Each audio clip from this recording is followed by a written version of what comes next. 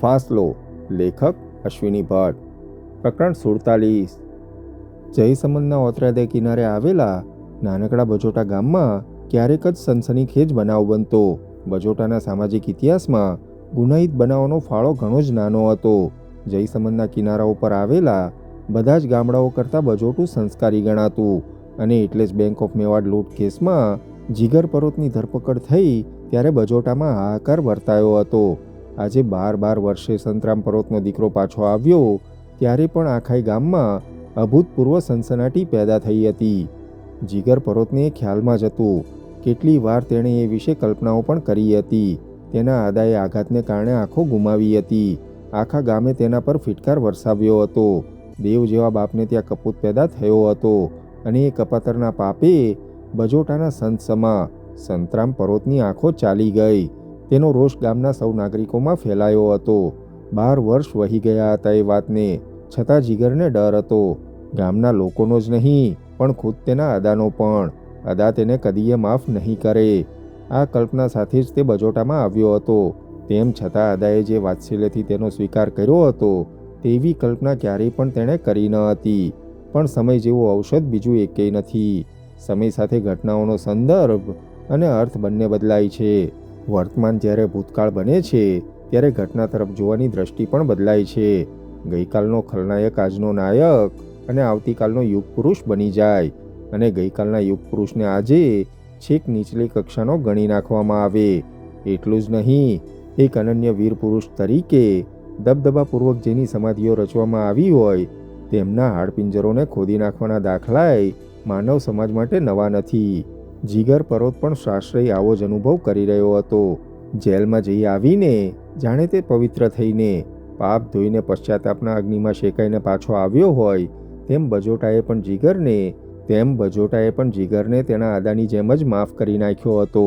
તે ઘેર પાછો આવ્યો તે પછીના કલાકોમાં તો આખું ગામ સંતરામની ડેલી પર આવી પહોંચ્યું હતું. સંતરામ પરોતનો નાદાન દીકરો આજે આખા ગામની હમદર્દી પામી રહ્યો હતો. એટલું જ નહીં, બેંક ઓફ મેવાડની લૂંટ થઈ ત્યારે જે લોકો કિશોરાવસ્થામાં હતા અને આજે જુવાનીમાં પ્રવેશી ચૂક્યા હતા એવા છોકરા છોકરીઓ તો અભિભૂત થઈને તેને હીરોની જેમ અહોભાવથી જોતા હતા. તેમની આંખોમાં લૂંટ કેસના આરોપી કે ખૂન કેસમાં સજા પામેલા ગુનેગાર તરફ ઘૃણા નહીં પણ અભિમાનનો ભાવ નીતરતો હોય તેવું જીગરને લાગતું હતું. ગામના કેટલાય માથાભારે જુવાનીઓને તો વળી પોતે આવી ગેંગમાં સામેલ ન હતા તેનો રંજ થતો હતો. કેટલાક એમ પણ ડંફાસ મારતા હતા કે આપણે લૂંટ કરી હોય બાપુ તો પોલીસ ક્યારે આપણને પકડી ન શકી હોત. તો કેટલાક જેમને આખાય લૂંટ કેસની વિગતો યાદ હતી તે આરોપીઓએ શું શું ભૂલો કરી હતી તેની છણાવટ કરતા રહ્યા. આમ આખું બજોટા ગામ જીગર પરોતના આગમનથી એક વિશાળ ચર્ચા સભામાં ફેરવાઈ ગયું હતું. જીગરે જે કલ્પ્યું હતું તેનાથી આ તદ્દન વિરુદ્ધની વાત હતી. તેને પ્રોડિગલ સનની કથા યાદ આવી ગઈ. કેવો નિરાળો, કેવો વિચિત્ર છે આપણો માનવ સમાજ. બીજે દિવસથી જ ગામના લગભગ દરેક ઘરમાંથી તેને ચા પીવા આવવાના આમંત્રણ મળતા રહ્યા.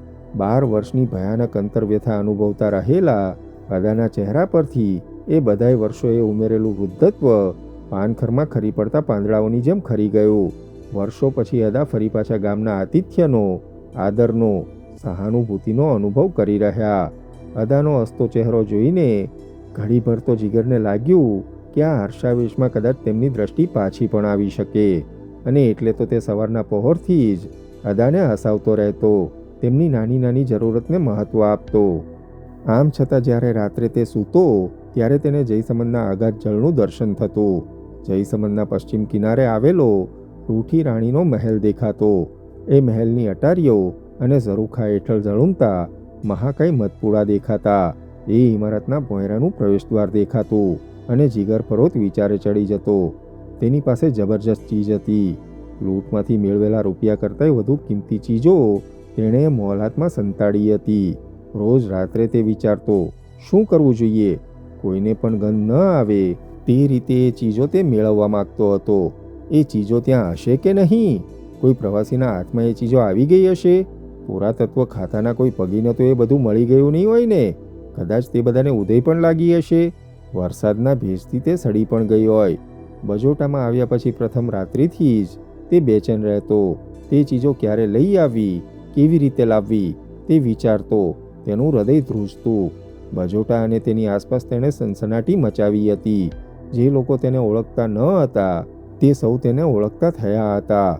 એટલે જ્યાં સુધી તેના આગમનનું કૌતુક ઓસરે નહીં ત્યાં સુધી તે કોઈ જ ખાનગી પ્રવૃત્તિ કરી શકે તેમ ન હતો. તેને એકાએક પેલી રૂપકડી ઓરત યાદ આવતી અને તે ઊભો થતો. બજોટામાં વીજળી આવી ચૂકી હતી. તે બત્તી કરતો. વાળીને પાકીટમાં મૂકી રાખેલા એ ઓરતના હસ્તાક્ષરો વાંચતો, ડોકું ધૂણાવતો અને બબડતો, yes, she is right, I have plenty of time, plenty of time. પણ એટલેથી જ વાત પતી જતી નહીં. તે કોણ હતી? શા માટે તેને જીગરમાં રસ હતો? શા માટે તે તેને ચેતવતી હતી?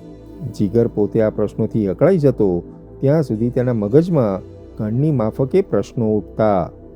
બજોટામાં તેને આવીએ પખવાડિયું થઈ ગયું હતું. એ 15 દિવસ ક્યાં વીત્યા તેનો પણ તેને ખ્યાલ રહ્યો ન હતો. ધીમે ધીમે બજોટા ગામનું આશ્ચર્ય અને જિજ્ઞાસા પણ ઓસર્યા હતા.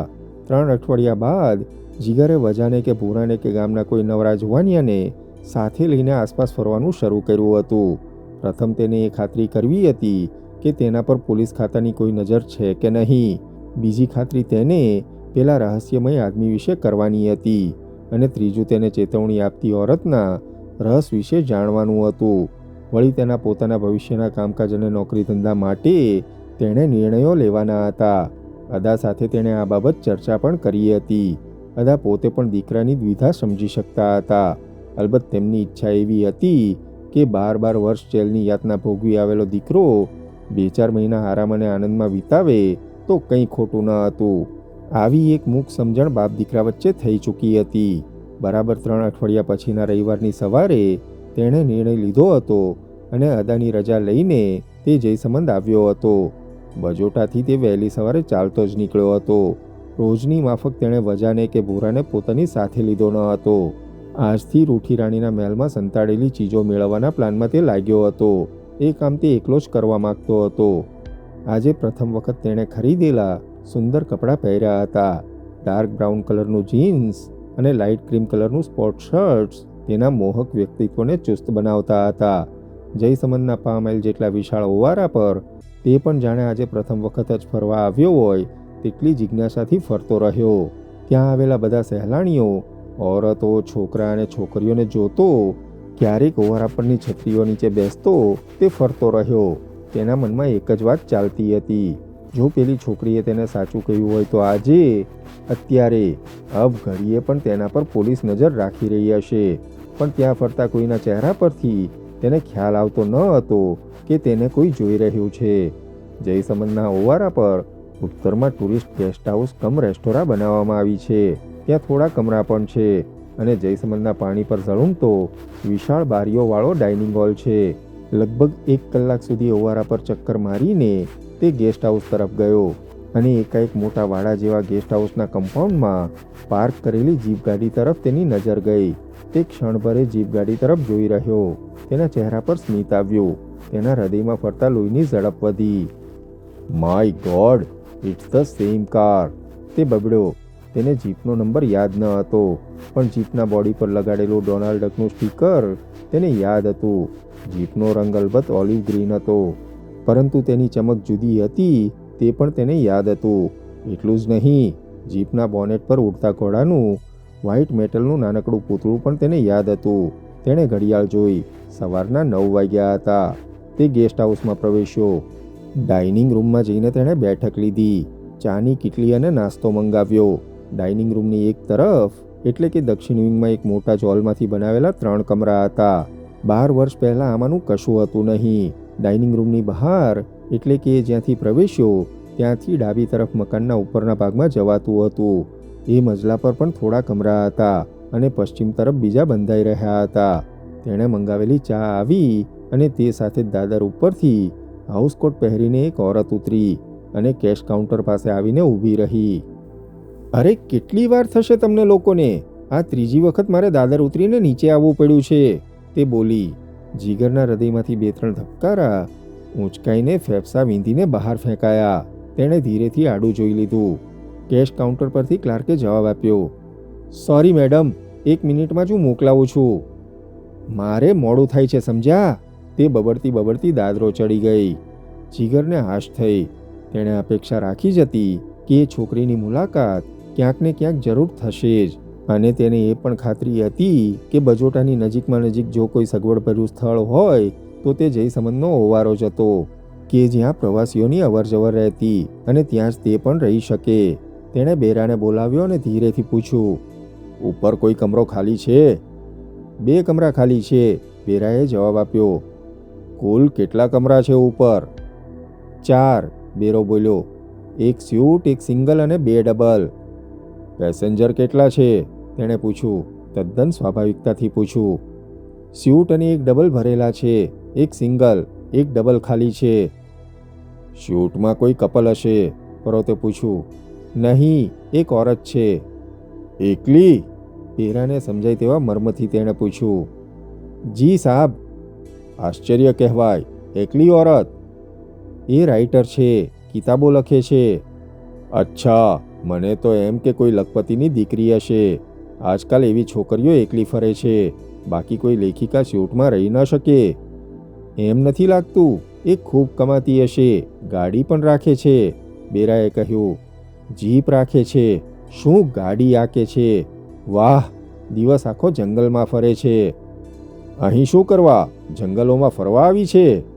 નહીં સાબ, કંઈક પુસ્તક લખે છે. માલુમ નહીં, પણ આ લોન્ચવાળાઓની જોડે કલાકો ગાળે છે. અચ્છા, જીગરે કહ્યું. શું નામ છે? સરજુ દિવાન, બેરાએ કહ્યું. જીગરે ચા પીધી, બિલ ચૂકવ્યું. દરમિયાનમાં એક ટ્રેમાં ચાની મોટી કીટલી અને મગમગતી આમલેટની ડીશ લઈને બીજો એક વેટર દાદરો ચડ્યો.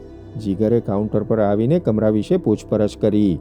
કાઉન્ટર ક્લાર્ક ઊભો થઈને કોઈ ગ્રાહકની વાત સાંભળવા ગયો અને જીગરે નિર્ણય લીધો. તે ઝડપથી દાદર ચડ્યો. સ્યુટનું બારણું અધખુલ્લું હતું. તેણે ટકોરા માર્યા. અંદરથી અવાજ આવ્યો. Yes, come in. બારણું ધકેલીને તે ઝડપથી અંદર બેઠો અને એટલી જ ઝડપથી તેણે બારણું પગથી લાત મારીને બંધ કર્યું. પહેલી ઓરત ચોંકીને ઊભી થઈ ગઈ.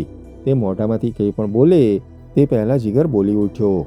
બૂમ પાડવાની જરૂર નથી, મિસ સરજુ દિવાન, કે પછી તમે મિસિસ સરજુ દિવાન છો? સરોવરના નીલા પાણી પર ઝળુમતા એ કમરાની બારીમાંથી તડકો રેલાતો હતો. બારીની સીલ પર જડેલા સંગેમરમરના પથ્થર પર ફેલાઈને તડકાનું એક લંબચોરસ ધાબુ કમરાની ફરસ પર ઢોળાતું હતું. એ ચોરસ તેજપુંજની વચ્ચે ડઘાઈને હેપતાઈને સરજુ દિવાન ઊભી થઈ ગઈ હતી. જીગર પરોત તેના કમરામાં પ્રવેશ્યો ત્યારે એકાએક જાણે કોઈ જંગલી જનાવરે તરાપ મારી હોય તેમ સરજુ છળી ઉઠી હતી. ચીઝ પાડવા માટે ખુલ્લા થયેલા મોંમાં આમલેટનો ટુકડો સ્થિર થઈ ગયો હતો અને જમણા હાથમાં પકડેલો કાંટો જોરથી ખણખણીને ફરસ પર પડ્યો હતો. ઊંધે પગે લાત મારીને જીગર પરોતે કમરાનું બારણું બંધ કર્યું હતું અને બારણા પર પીઠ રાખીને લાંબી સેકન્ડો સુધી તે સ્થિર ઊભો રહ્યો હતો. કોણ છો તમે? કોણ છો? રિલેક્સ, રિલેક્સ, તદ્દન ધીરે અવાજે બંને હાથ ઊંચા કરીને જીગર બોલ્યો. ડરવાની જરૂર નથી, મિસ સરજુ. 15 સેકન્ડ વીતી. સરજુએ તેની કાળી આંખો બંધ કરી. તે ગભરાઈ ગઈ હતી. તેણે ઊંડો શ્વાસ લીધો. મોંમાં મૂકેલો આમલેટનો ટુકડો ચાવ્યો અને કંઈક સ્વસ્થ થઈને બોલી. You get out or I will shout, તે બોલી. જીગરે કંઈ જવાબ ન આપ્યો. તે ધીરેથી ફર્યો. બારણાની ઉપલી સ્ટોપર વાસી. અડધી બારસાકમાં ખેસવતા લેચને બંધ કર્યો. બારણાની નીચેની સ્ટોપર બૂટના ટોથી બંધ કરીને તે ફર્યો. બહાર નીકળી જવા માટે હું અંદર આવ્યો ન હતો, મેડમ, તે બોલ્યો. જીવનમાં પ્રથમ વખત તે કોઈ એકલી ઓરતની સામે એકલો અને તે પણ કમરાના સ્તબ્ધ એકાંતમાં ઊભો હતો. કોણ છો તમે? શા માટે? સરજુ બોલી. હું કોણ છું? સરજુનું વાક્ય પૂરું થાય તે પહેલાં જ જીગર બોલી ઉઠ્યો. અને શા માટે આવ્યું છું એ પ્રશ્ન તમારે મને પૂછવાની જરૂર નથી. મને તમે ઓળખતા નથી તેવો ડોળ કે દેખાવ કરવાની પણ તમારે જરૂર નથી. નાવ રિલેક્સ. હું તમારી સાથે થોડી વાતચીત કરવા આવ્યો છું. તમને કહ્યું ને હું બૂમો પાડીશ, કહીને સરજુએ સોફા તરફ ડગલું ભર્યું. તે સાથે જ જીગર આગળ વધ્યો. મને ખબર છે કે ત્યાં સોફાના હાથાની બાજુમાં કોલબેલની સ્વિચ લટકે છે. જીગરે સ્મિત વેર્યું. કોઈ ઓરત પર મારે બળજબરી કરવી પડે તે મને ગમશે નહીં. બાકી તમે તો જાણો છો કે હું કોણ છું. જીગર બોલ્યો અને સરજુ એક ડગલું ભરીને સ્તબ્ધ ઊભી રહી ગઈ. ફરસ પર રેલાતા તડકાના લંબચોરસ ધાબામાં સરજુનો પડછાયો રેલાયો અને સૂરજના કિરણો સરજુની પીઠને સ્પર્શી રહ્યા. જીગરની નજર સ્થિર થઈ ગઈ. સેકન્ડો સુધી તે અવાચક ઊભો રહી ગયો. સરજુ દીવાનની પીઠ પર પડતો સુવાળી સવારનો તડકો તેના હાઉસકોટના પોતને પાતળું બનાવતો હતો. હાઉસકોટની ભીતરમાં 1000 કેન્ડલ પાવરનો ગોળો ઝળહળી રહ્યો હોય તેમ કાપડના તાણાવાણા હેઠળથી સરજુના અંગમરોડો ઉપસી આવ્યા. જીગરના મગજમાં જાણે કે સભાનતાની કોઈ ગેબી સ્વીચ દબાઈ ગઈ હોય તેમ તે એકાએક ખોવાઈ ગયો. તે અંગ્રેજી સાહિત્યનો વિદ્યાર્થી હતો. તેને શેક્સપિયરના નાટકોની નાયિકાઓ યાદ આવી. O she doth teach the torches to burn bright. નહીં, તે જુલિયટ જેવી નથી. તેના અંતરમાં રહેલો કોઈ સાહિત્યિક વિવેચક બોલ્યો. તે ડેસ્ડેમોના છે. નહીં, ડેસ્ડેમોનાના વાળ પાકા ઘઉંના છોડ જેવા સોનેરી હતા. તો પછી વોર એન્ડ પીસ. ટોલ્સ્ટોયની નાટાશા યાદ આવી. તેનું સ્મિત, તેના લાંબા કાળા વાળ અને કંઈક અંશે સંકોચશીલ ચહેરો નાટાશાની નજીક હતો. પણ નહીં, નાટાશાની આંખો નીલી હતી, જયસમંદના ઘેરા પાણી જેવી, જ્યારે સરજુની આંખો કાળી હતી, કાળા ચકચકતા કાચના મણકા જેવી. જીગર પરોત ખોવાઈને ક્યાંય સુધી તેને જોતો રહ્યો. તેણે એ છોકરીને, એ યુવતીને ચેતક રેસ્ટોરાંના ડાઇનિંગ હોલમાં જોઈ હતી. પરંતુ તે વખતે રેસ્ટોરાંમાં તદ્દન ડીમ લાઇટ હતું, કૃત્રિમ પ્રકાશ હતો. અત્યારે તે સરજુને નૈસર્ગિક પ્રકાશમાં જોતો હતો. જેલવાસના 12 વર્ષ તે તદ્દન વીરાનીમાં જીવ્યો હતો. તેના સહકેદીઓમાં કોઈ સ્ત્રી ન હતી એ તો જાણે સ્વાભાવિક હતું, પરંતુ સ્ત્રી વિશે, સ્ત્રી પાત્ર વિશે વાતચીત કરી શકે તેવી કોઈ વ્યક્તિ પણ ન હતી. 12 વર્ષ તેણે સ્ત્રીને કેવળ સ્વપ્નમાં જોઈ હતી. સ્વપ્નોમાં જ આસક્તિનું સંવેદન અનુભવ્યું હતું. જીવનના જે વર્ષોમાં તે સ્ત્રીની ખેવના કરી શકે, પ્રેમ કરી શકે, તે ઉંમરમાં તેણે બેંકની લૂંટમાં ભાગ લીધો હતો. આજે એકાએક જીગરના હૈયામાં કોઈ નવી જ લાગણીએ આકાર લીધો હતો.